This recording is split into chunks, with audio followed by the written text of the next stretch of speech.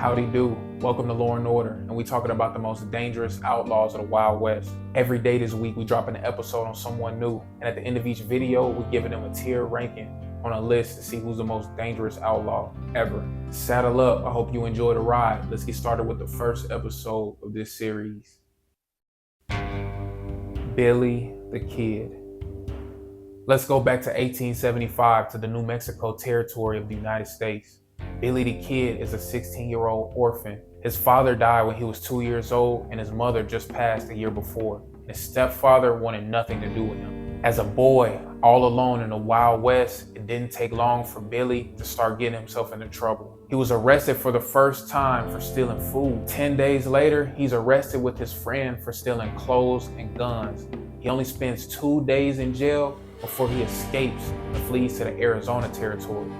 This officially makes him a fugitive. For the next 2 years, he worked as a ranch hand, and on the side, him and one of his buddies began stealing horses from the Camp Grant Army Post. This takes us to August 1877, where Billy the Kid catches his first hat. He gets into an argument at a local tavern with Wendy Cahill, a big guy, local blacksmith in the town, and they get into a fight. Wendy Cahill jumps on top of Billy, overpowering him. While Billy's underneath, getting beat on, he reaches for a 6-shooter and shoots Wendy Cahill, ending the fight and his life.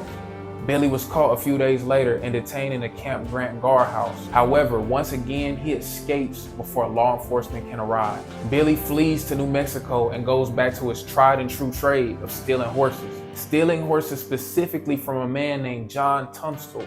Now here's where things get really interesting. Instead of pressing charges, John Tunstall gives Billy a second chance at life. He hires Billy as a member of the Regulators, a gang of cowboys meant to protect John Tunstall's cattle empire. Billy was extremely fond of Tunstall, even saying at a later date that Tunstall was the only man in his life that ever treated him decently. Billy had found someone in this cold world of the Wild West that gave him some hope, gave him another chance, and tried to set him on a straight and narrow. Essentially, he has a good security gig. A lot of people do that these days, make a good living doing it. Now you might be wondering exactly, why do you need security and call them the Regulators for your cattle? Now it wasn't just protection from just onesie-twosies cattle rustlers or anything like that. John Tunstall was going up against a major monopoly empire named the House. This company had been ripping off local Hispanic farmers for years, taking their land with unfair prices, and those who refuted, pushed back, refused, they were met with swift violence. The House had so much power, and they did not like John Tunstall trying to get his own business started. John Tunstall and his lawyer and friend Alexander McSween knew that they were going to have to see the House at some point. But how it happened was wicked. The House was backed by crooked Sheriff William Brady of the town of Lincoln. The House gets Sheriff William Brady to surprisingly kill John Tunstall in cold blood, and he leaves his body for the rest of the Regulators to find in the middle of the road. Billy and the Regulators are fucking furious. They all respected John Tunstall. They had a good thing going, and they decided to retaliate in a big way. They caught Sheriff Brady lacking on an early morning doing his routine stroll around town and put over a dozen bullets into his body. Immediately, a firefight breaks out between Brady's deputies and the Regulators. And the Regulators escape, but not before Billy the Kid is shot, taking a bullet right in his thigh. Less than a week later, Alexander McSween, John Tunstall's friend and lawyer, he leads 60 Regulators into the town of Lincoln to a house that McSween owned. He even set some of them up on rooftops. They're ready for this inevitable smoke that they're gonna have to face. On July 16, 1878, the new sheriff pulls up with some deputies trying to kill the men that were on the roof. They were no match, and they have to retreat after one of their guys gets killed. 3 days later, with military support, the new sheriff returns, and this is where the real fight happens. This becomes known as the devastating Battle of Lincoln. Both sides having heavy firepower, fighting to the death. Bodies are dropping left and right on each side. And at one point, Alexander McSween's house with all the Regulators in it gets set on fire. A man named Robert W. Beckwith shoots McSween as he's trying to escape the fire. And Billy the Kid immediately shoots Robert Beckwith, killing him on the spot and fleeing with some of the other Regulators.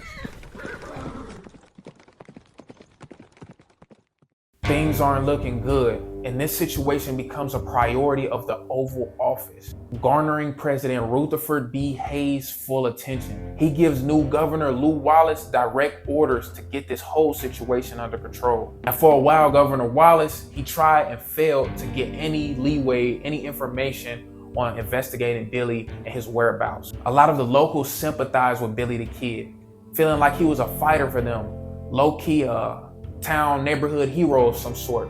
They even housed and fed Billy as he laid low from the authorities. Now one day, Billy sends a letter to the governor.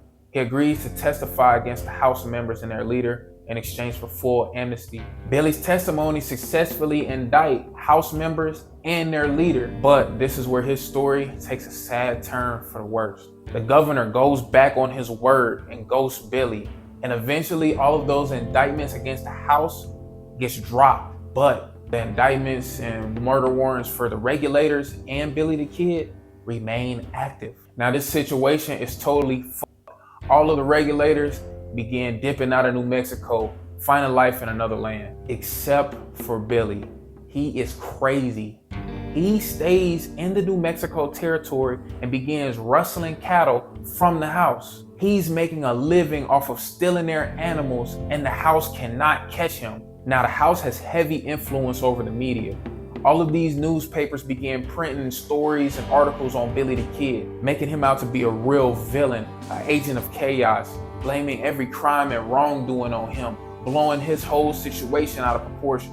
Fast forward to 1880. Lincoln has a new sheriff, Pat Garrett. His main focus and obsession was to capture Billy the Kid and put him to sleep forever. And in the winter of 1880, that's exactly what he did.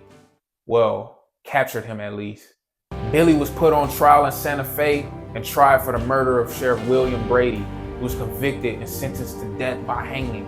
Billy's transported back to Lincoln. He's kept in a second-story room, awaiting his date of execution. However, Billy the Kid works that Houdini magic once again. He asks the guard that's in charge of him to take him down to the restroom.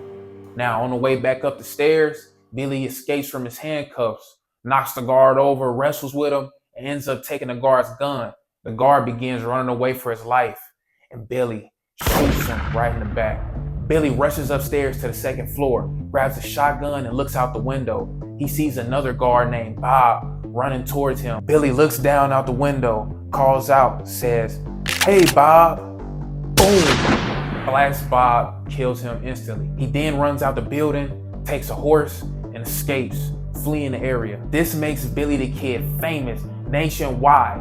He is now known as the most dangerous outlaw alive, the brutal nightmare of the Wild West. If you thought that these newspapers were blowing things out of proportion earlier and painting him into a bad picture, this is on a whole nother level. But once again, Billy decides to stay in New Mexico, and you might be able to guess the reason why. We've heard this story before. He stayed because of a girl. He falls in love with Paulita Maxwell. We know how this story is going to end. Turns out, though, it wasn't Paulita Maxwell that actually turned on Billy and slimed him out. It was her older brother. He really disapproved of his younger sister's relationship with Billy the Kid for obvious reasons. But there was really nothing he could do about it. What was he going to do? Challenge Billy? Billy really is a killer. He probably was scared of him. Paulita's older brother gets in contact with Sheriff Garrett and gives him information about where they're at. One night, Billy the Kid returns home and he thinks he sees two shadowy figures on the front porch. He stays back and he calls out, "Who's there? Who is it?" And no response is returned.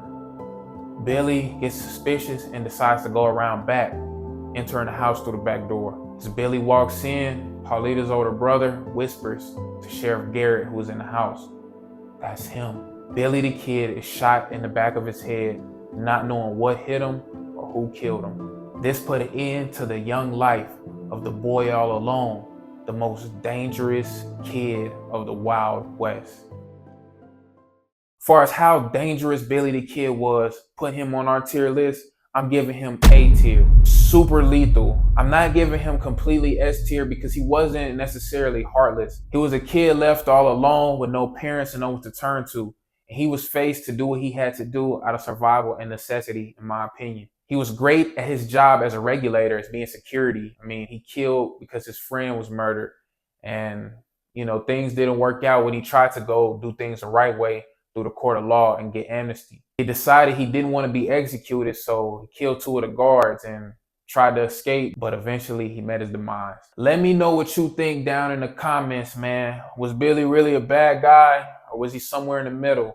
Or was he a local hero that got short end of the stick? Leave a like if you like the video and subscribe, because we gonna be back here tomorrow with a new outlaw, a new dangerous man for episode 2. Tap in with me, man. See y'all tomorrow. You dig?